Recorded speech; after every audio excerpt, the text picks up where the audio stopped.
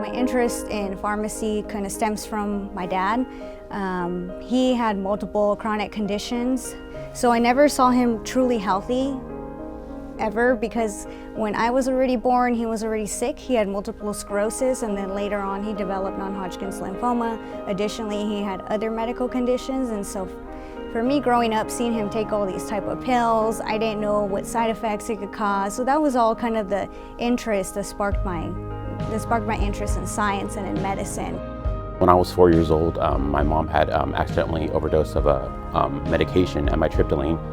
Unfortunately, in the Mexican culture, when a doctor tells you that you need to take the medication every day, they literally, take that as, I have to do it. So when we took a vacation and we were gone for over a week, and she had forgotten her medication, only thing she could remember was, I need to take my medication, I need to take my medication. And so when we returned, she decided to take all of the dose and accidentally overdosed. And my journey was basically going to UCLA and understanding what drugs were and how they worked, and then ultimately coming to CHSU.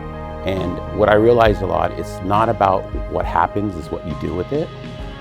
So for me, coming to CHSU, I always thought that, okay, I'm gonna be a pharmacist, I'm gonna make an impact. What I didn't realize is that when you do your rotations, especially in the community setting or even in the hospitals, I use my Spanish to help the community countless times. And it actually shows a culture and comfort for people who only speak Spanish. And unfortunately, like my mom, she couldn't read Spanish. So a lot of times we give them, a piece of paper in Spanish, and it could have been in a different language. It's still not getting to the patient. This is actually the only pharmacy school that I applied to. One of the reasons is that it's local, it's in the valley, and the population that I want to serve as a pharmacist is basically kind of a diverse population, but specifically my heart always goes out to the Latino community.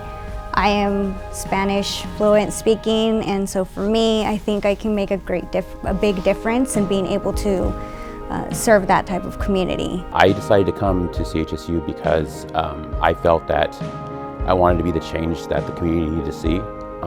I felt that CHSU gave me the ability to not only pursue the dream to be a pharmacist, but to make an impact beginning with the first year I got here.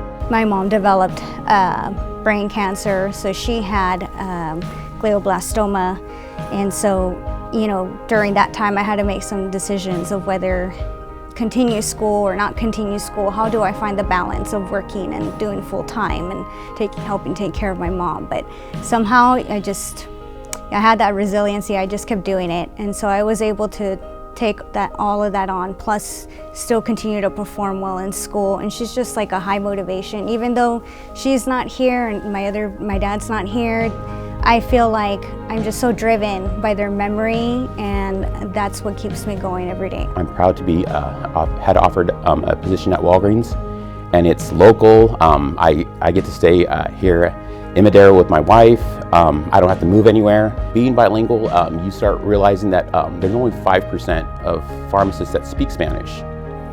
And when you're in that sort of a niche, we need to expand that here in the Central Valley. I mean, most of the people here, a vast majority of them rely on Spanish. After completion of my degree here, I plan to go to a PGY1 residency program at Kern Medical Center in Bakersfield, so I'll be moving to Bakersfield around mid-June. So I do plan to stay in the Central Valley.